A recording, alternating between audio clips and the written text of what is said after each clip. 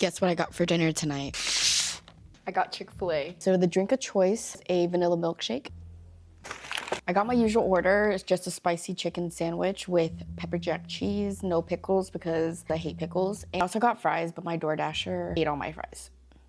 Full fries. Fries first.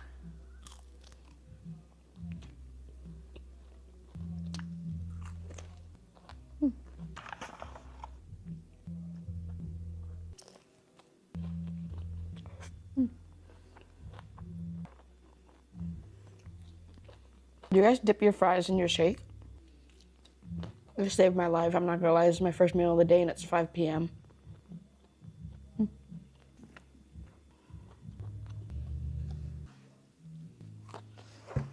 One last sip of the milkshake and then we're done. Whew, that was so fire.